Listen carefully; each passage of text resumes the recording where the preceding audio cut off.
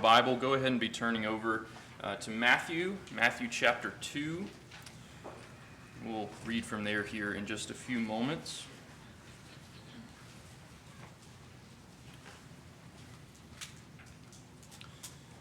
Matthew chapter 2. I do have to admit, I've done a little bit of a bait and switch this morning. If you've been paying attention to the social media posts on Facebook and Instagram now at this point, I've been heading that up, and I had posted that I was going to be preaching on a completely different topic this morning, mercy and compassion. I don't know if Joel saw that topic or not, but those songs would have gone along very well with that topic. But I was going over my notes last night, and as it happens, from time to time, when you're preparing a lesson, you come back to it after having prepared those notes, and you come at it with maybe a different mindset. And last night, it was not in the place that I wanted it to be. I said, we need to develop this a little more before that lesson is preached. So took a step back from that, and we're going in a completely different direction this morning. But I do hope that the thoughts that we have from still one of the Gospels, not Luke, but over here in Matthew, that those thoughts will be profitable for us. When we look at the Old Testament, and many of the Old Testament stories, even many that the world are very familiar with. We think about the Red Sea, we think about David and Goliath, Joshua and Jericho. All of those stories have great confidence that we can have in our own faith. They build our faith in that way. But what we also recognize is that what many fail to do, especially those in the world, is recognize that those stories are ultimately not just standalone stories that have just a meaning for that time. They are pointing to something else. And nearly always, it's pointing to someone. And that is Jesus Christ. We are, even today, we are to be searching for Jesus in Scripture, even in the Old Testament, as it points forward. Then we come to the New Testament, and Christ has arrived. He's finally here. Over those 39 books in the Old Testament, it's all been building up to Him. Now He's finally here. So there has been a lot of anticipation in that buildup. And there should be a lot of excitement for that as the birth of Christ comes. Now, another thing that the world tends to do is when Christ comes with Jesus' birth, there's, we might say, an overemphasis on that part of Jesus' story. Because after all, there's a whole holiday dedicated to that event, right? And we tend to, look at the details that are not found in this story, and we'll notice those. We're not going to emphasize those as much this morning, but, for instance, there is no little drummer boy in this story. That character is absent. It's not just three wise men, or Magi, as some translations would say. That there are three gifts given, but we don't know in actuality how many men were there. But the thing that I want to highlight through the really entirety of this story is the awe-stricken nature of the ones who are witnessing the coming of Christ. And we don't want to miss that. We don't want to overemphasize the things that are wrong with the story and miss the things that are actually there in the story, if that makes sense. We want to see what Scripture actually has to say. Because after all, there is a lot of wonder and awesomeness about this story. And so we want to be referencing to other characters in the infancy of Christ, Simeon and Anna, who, when the infant Jesus is brought to the temple, they are in many ways relieved. They are finally satisfied because they have been waiting on this Christ, and He has finally arrived. The King is finally here. So we come to the story, again, not getting caught up in the details of what's not there, But in the details of what are there, we come over to Matthew chapter 2, and I'm going to have up here on the slides. This is from the New King James Version. I've already noted, the title of the lesson is The Magi from the East, so that would be from the ASV, the NASB, and other more modern translations. The New King James, the King James, render it wise men. And we'll note maybe what some of those differences are here in a moment. But this is Matthew chapter 2, here beginning in verse 1. Now after Jesus was born in Bethlehem of Judea, in the days of Herod the king, behold, wise men from the east came to Jerusalem, saying, Where is he who has been born King of the Jews? For we have seen his star in the east and have come to worship him. When Herod the king heard this, he was troubled, and all Jerusalem with him. And when he had gathered all the chief priests and scribes of the people together, he inquired of them where the Christ was to be born.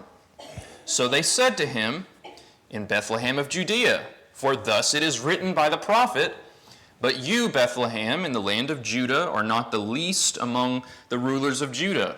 For out of you shall come a ruler who will shepherd my people Israel. Then Herod, when he had secretly called the wise men, determined from them what time the star appeared. And he sent them to Bethlehem and said, Go and search carefully for the young child. And when you have found him, bring back word to me, that I may come and worship him also. When they heard the king, they departed. And behold, the star which they had seen in the east went before them, till it came and stood over where the young child was. When they saw the star, they rejoiced with exceedingly great joy. And when they had come into the house, they saw the young child with Mary his mother, and fell down and worshipped him. And when they had opened their treasures, they presented gifts to him, gold, frankincense, and myrrh. Then, being divinely warned in a dream that they should not return to Herod, they departed for their country another way. So this is a very short account compared to what Luke describes over in his book, adding in the shepherds of what they experienced in this account of the birth of Christ. But we may reference some of those things as we go, but really I want to just focus here on the Magi, or the wise men that are mentioned. And the first thing that I want us to notice is that nothing here is what would be expected in this circumstance. Nothing is how it was expected,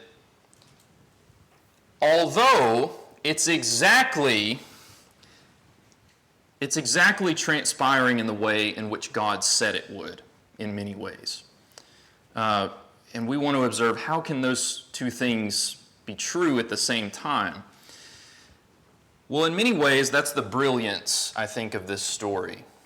So we note back here in the text, Herod asks these priests and scribes on the subject of where the Christ, where this supposed king is supposed to be born.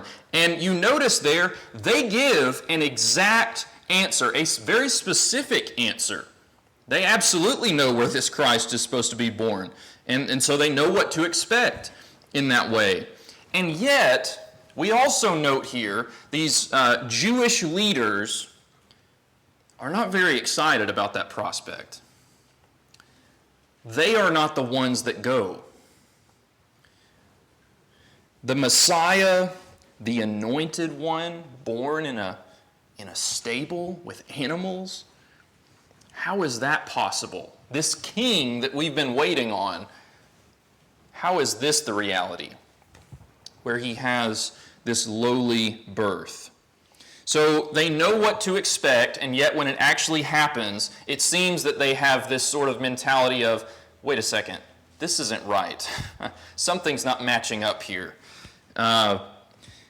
Speaking of unexpected, who would expect these wise men or these magi from the east to be interested in this Jewish king who has been prophesied? Who would expect that? Now, this is where I want to look at that word or look at that description of who these men are for just a second. The word Magi has a few things to draw meaning from here. So if you go over to Acts chapter 13, which we're going to get to in a class or two, there it's describing, there in verse 8 specifically, Elymas, the sorcerer, who is there on the island, and he had dignitaries working for him, but he was not a dignitary, one of higher rank himself. So he's a sorcerer, so Magi, that same word used there. So the thing to note there is that Magi are not kings, and the song goes, we three kings of Orient. These were not kings. They were advisors to the kings in many ways, as we even see here in Matthew chapter 2, as Herod brings them before him to get that advice about where Christ is coming. How do they get their information? How are they wise? In what ways are they wise? Well, in some ways, it might be through trickery. So over in Acts chapter 8, which we've already covered here in the auditorium class, you have Simon the sorcerer, who uses illusions, it would seem, to trick people, to deceive people into believing something that's not true. And what's also interesting is that also overlaps with the word that we find over in Revelation chapter 21, there in verse 8. That's supposed to be verse 8, not 81. That doesn't exist. Verse 8 of Revelation 21. But one of the things condemned there in Revelation is sorcery. And that same word for sorcery in the Greek, and I'll probably butcher this, but pharmakos or pharmakeo, so it's spelled P-H-A-R, not with an F, but P-H, the P-H sound. If you notice, that sounds similar to one of our English words, pharmacy, pharmaceutical, drugs. Maybe even what Simon the sorcerer had been doing is giving people drugs to allow them to have those visions and those illusions where they think something's happening when in reality it's actually not happening. So we're getting a little closer to what these Magi really are. Really, in many ways, they were astrologists. And what do we mean by that? Do we mean our modern-day astrologists? This is someone who studies the constellations, someone who looks at the movement of the stars, knows exactly the time of year that these certain stars are supposed to be out, and they're in this part of the sky, and all these sorts of things. But astrologists today are not the equivalent of Magi back then also. They weren't palm readers. They didn't give you the daily horoscope on a piece of papyrus. That's not the idea that's given here. These guys knew what they were talking about because they had studied these heavenly bodies all their life, and they knew what to expect in that way.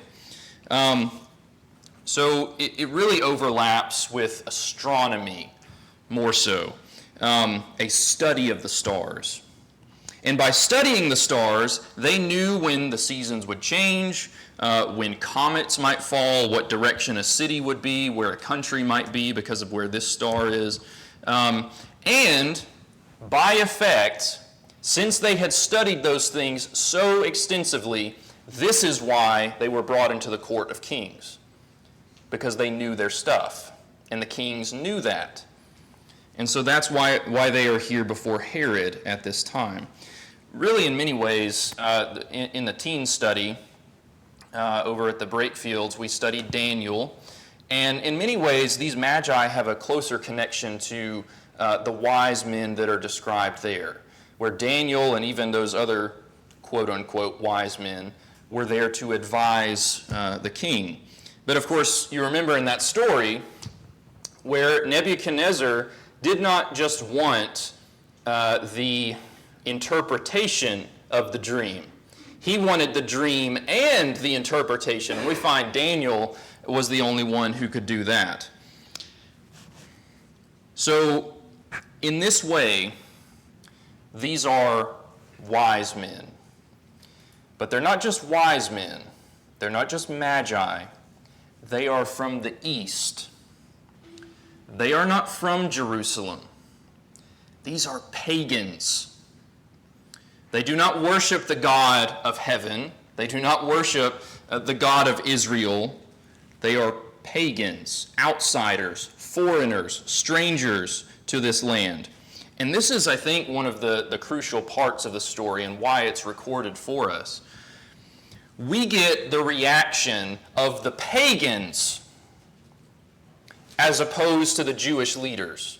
The pagans are the ones who are excited, who are wanting to go and find this king. Meanwhile, the Jewish leaders stay behind because they don't want anything to do with this king. This story is very much illustrating what we find over there in 1 Corinthians chapter 1. And let's just turn over there just briefly here, putting a marker there in Matthew chapter 2. We'll come back there here in a moment. 1 Corinthians chapter 11, or chapter 1 rather, excuse me. 1 Corinthians chapter 1, and looking there at verse 20. Where is the wise?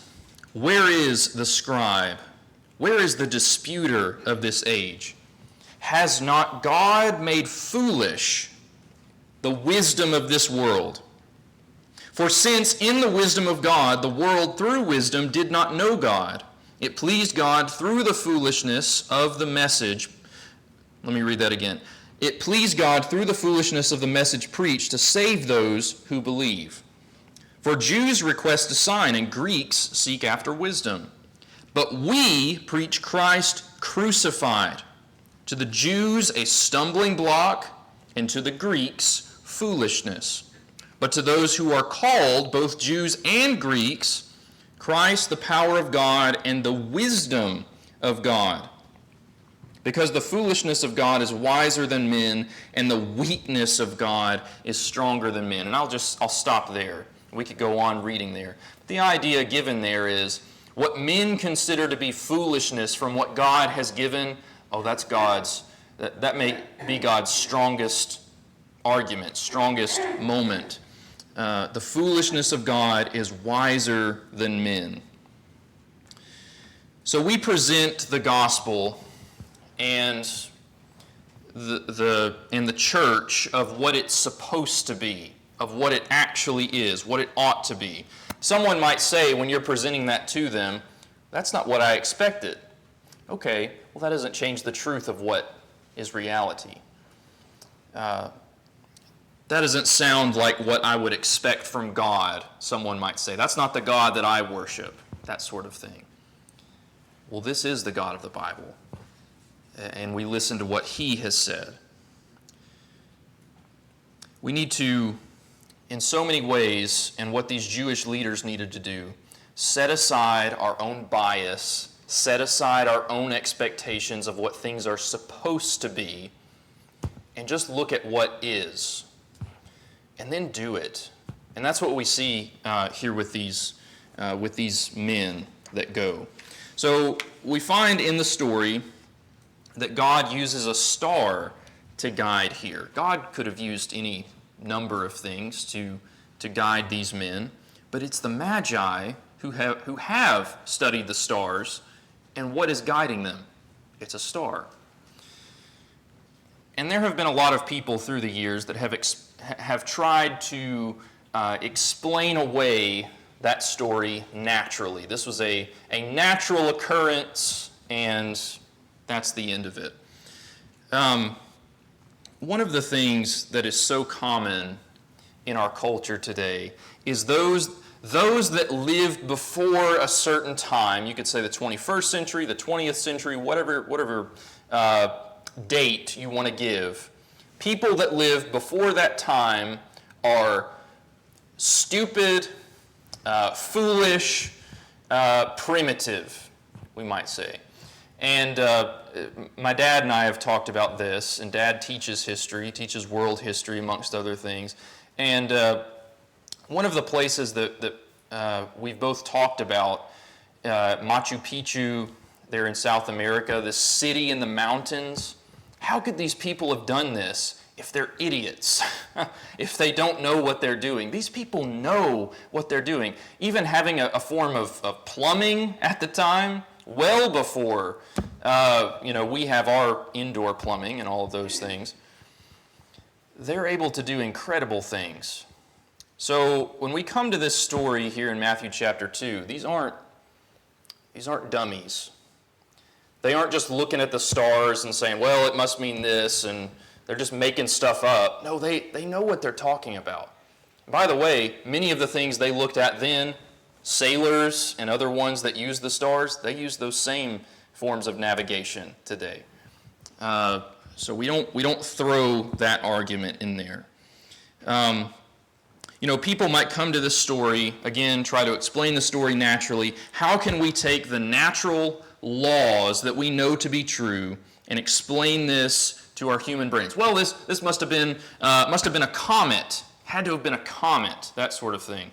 I don't think they air these as much these days, but at least maybe 10 years ago on the History Channel, if you're up late at night and you're looking for something to watch, what would be one of the shows?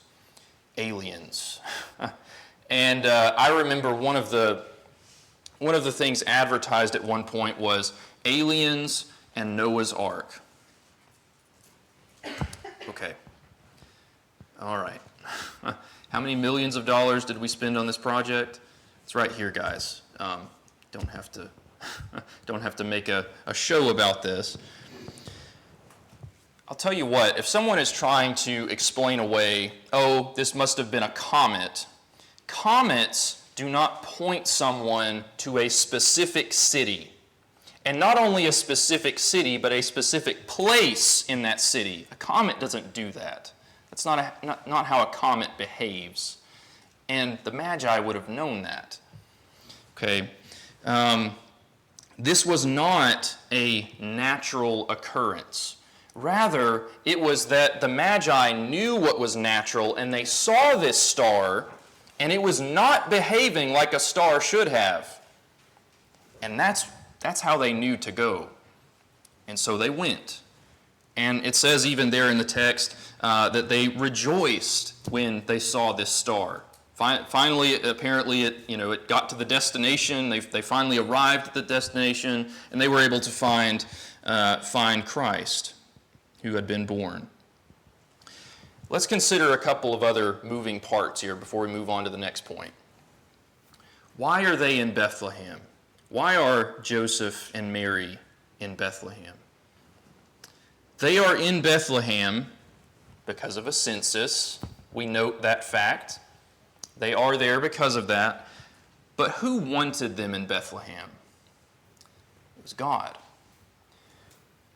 Okay, well, who gave that census? Someone might say. A man gave that census. It was Caesar, after all. It was Augustus Caesar. He's the one that somehow orchestrated this to happen.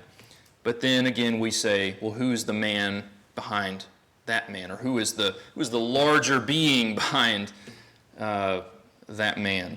It's God. God is over this entire thing. And these are less obvious parts of God's involvement. But we need to make no mistake that God is involved, even in something as basic and normal as this national census that has taken place. It's happening because God put it into place. These prophecies, hundreds of years prior, where would the Christ come from? Bethlehem. Now we're in that moment, and it's all happening because God said it would. So again, let's not be so quick to explain away the supernatural just because our brains can't comprehend what's going on here.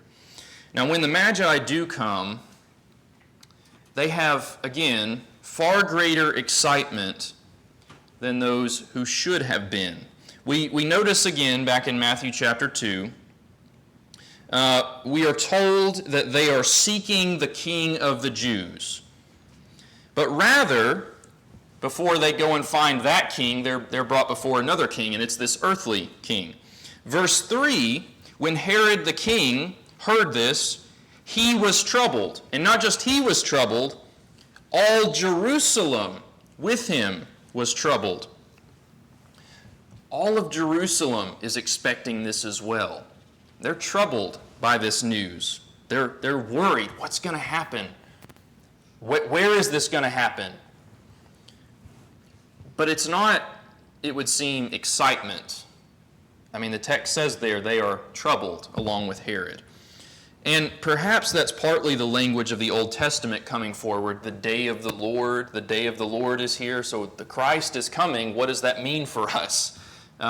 This has traditionally been, in some ways, bad news for us. It can be a very good thing, but maybe there's some of that anxiousness with it.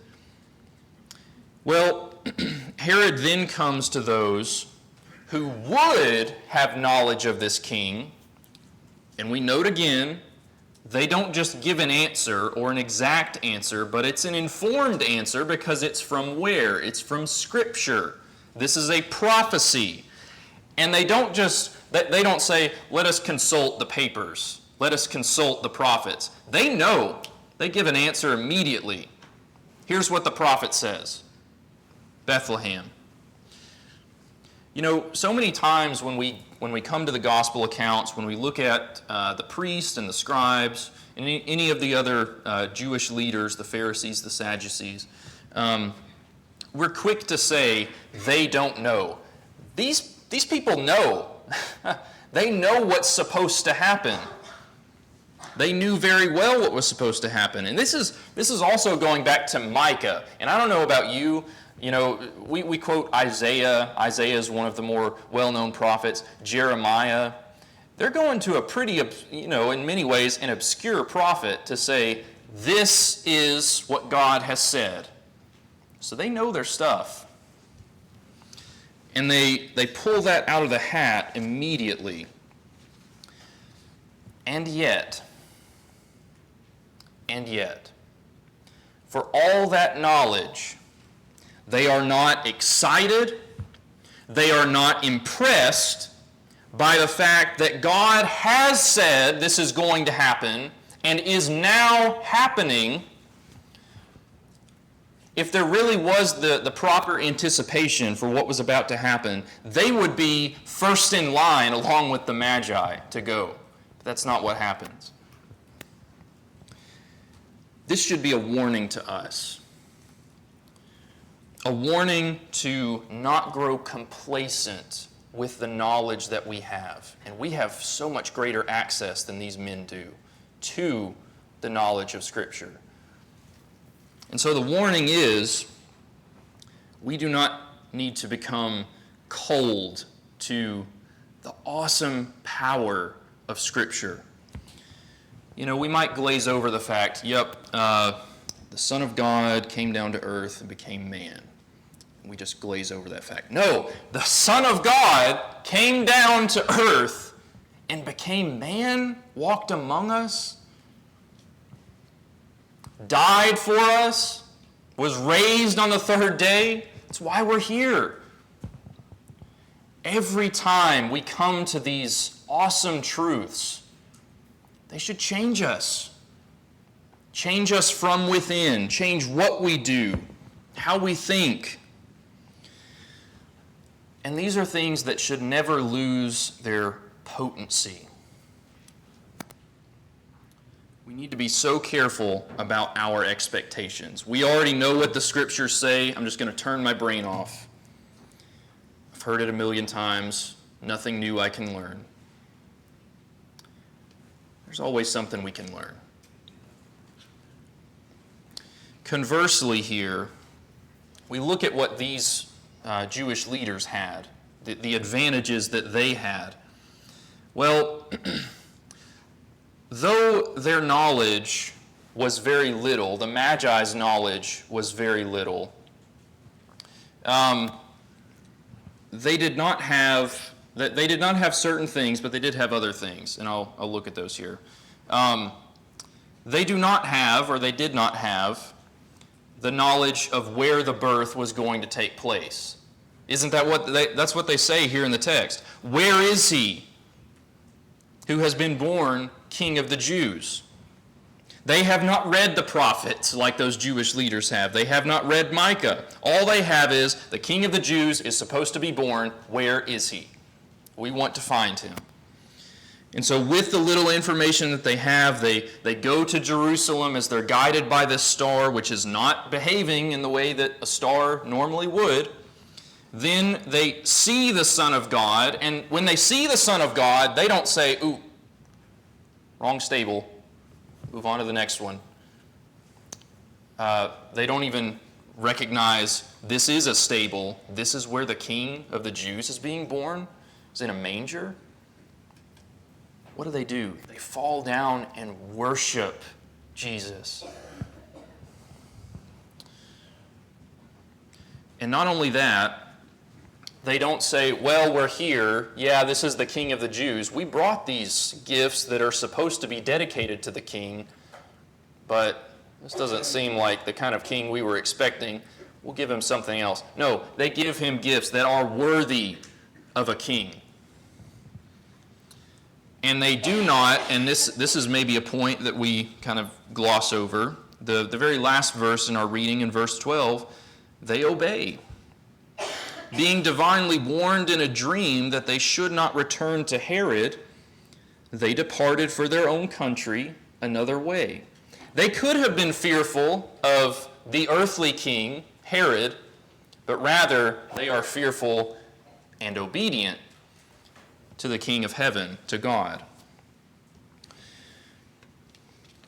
These are pagans. They're not from Israel. They do not even have close to the same knowledge that these Jewish leaders have, and yet with what knowledge they do have, they make the most of it. They obey with each piece of information that they give, and they follow it. So, the pagan Magi, they are called. God calls from all nations those who would witness the glory of God. And how is the glory of God manifested to us in these last times? Through Jesus Christ. Today, it's probably more likely, in many ways, for those who are outside, those who have not been raised in the church, don't have really any religious connotations. It's more likely for those without that experience, and then they come to Christ to have more excitement. That's in many ways, and many times, the sad reality. But I think one of the lessons that this text is trying to teach us is that that's not how it should be. There's nothing wrong with others on the outside coming in and having that excitement, but those of us who have experienced this, we should have all the more reason to be excited, to have zeal for the Lord every day. Do we appreciate the testimony given by the martyrs of the first century? The ones who said, yeah, I was there. Not only was I there, I'm willing to die for it. That's how much I believe in this. Do we appreciate that? Are we pricked in the heart because of our sin? Do we take seriously worship and Bible study? Do we want to be here? Or is it just another day? Just commonplace for us? You know, in Charlottesville, there with Brother Larry, when we would have various readings with certain people from the community, it was in many ways an experience like these Magi had, where they're reading something for the first time. They've heard things from preachers and religious leaders through the years, but they've never actually sat down and read it before. And then we read over something, they say, I did not know that. And it's just a simple thing, For instance, one was, I didn't know that Saul was Paul, and I didn't know that part of his history. Well, that makes a pretty big difference in God using that man to preach to the Gentiles. And we know that might have impressed us at one time, but not so much anymore. Does it impress us that we have not just Micah, not just Isaiah, we have all 66 books, and we all probably have several copies of this in our home. And now we have that little black box in our pocket where we have many more than just maybe, 6 or 7. Do not let, as the phrase goes, familiarity breed contempt. Don't let it happen. So the question that we have got to ask ourselves, the question we have to ask ourselves is, do we have this kind of faith? The kind of faith that sees and does. You might have heard someone say, well, I don't have the kind of knowledge that these other individuals have. The excuse could have been from the Magi, we don't have the type of knowledge that you're looking for, Herod. After all, we're pagans. We don't know about this Jewish king. You need to consult the ones who actually know what they're talking about. For us, you say, I don't have that kind of knowledge. Okay, that's all right. But what knowledge do you have? There are certain things that all of us as Christians should know if you are a Christian. Do you see the star, as it were, that is guiding you to Christ, to the King? We need to establish who God is, establish in our minds what His plan has been for mankind since the beginning, and that is still in place today. Understand it, evaluate ourselves, make the necessary changes. And the attitude needs to be, just as the Magi was, what's next? What's the next step? I've gotten this far, take me to the next step. Every time. If you're here this morning and you need to take the next step, maybe you need to take the first step. You need to take the first step towards Christ. You can do that this morning. You can be loyal to your King. And those of us who are Christians, we can tell you there is no greater pairing than you being with Christ. If you have gone after other kings, as it were, you've gone after other things of this world, you've been guided by other things, come back. Come back. You can do that this very morning. If you have a need, won't you come as we stand and as we sing?